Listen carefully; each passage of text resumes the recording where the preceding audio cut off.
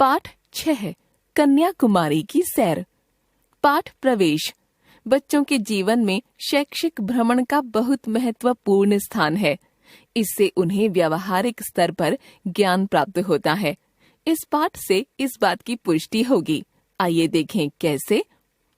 नई दिल्ली, 5 अक्टूबर 2023। आदरणीय पिताजी, सादर प्रणाम। आप कैसे हैं? मैं यहाँ सकुशल हूँ।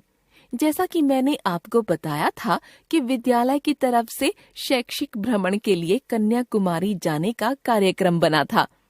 मैं कल रात ही वहाँ से लौटी हूँ। यह यात्रा मेरे लिए बहुत मजेदार और ज्ञानवर्धक रही। हम हिमसागर एक्सप्रेस से कन्याकुमारी पहुँचे। वहाँ के सूर्योदय का नजारा काफी प्रसिद्ध है, इसलिए रात को वहीं होटल में रुककर अगले दिन सूर्योदय का सुंदर नजारा देखा। उस समय पूरे आकाश में लालिमा छा गई थी।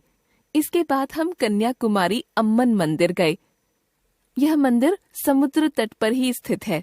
यह मंदिर 3 सागरों, बंगाल की खाड़ी, अरब सागर और हिंद महासागर के संगम पर बना हुआ है। इस स्थान को त्रिवेणी संगम भी कहा जाता है। यहाँ से दर्शन के पश्चात हम विवेकानंद स्मारक देखने पहुँचे। यह समुद्र के बीचों बीच एक बड़ी चट्टान पर बना हुआ है। इसी स्थान पर स्वामी विवेकानंद ने तपस्या की थी।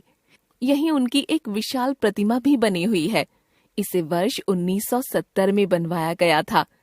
अगले 3 दिन हमने वहाँ के अन्य दर्शनीय स्थल गांधी स्मारक, गुगनंत मंदिर, कवि तिरुवल्लुवर की प्रतिमा, उदयगिरी किला, नागरकोइल आदि देखे। अंतिम दिन हमने समुद्र किनारे का आनंद लिया।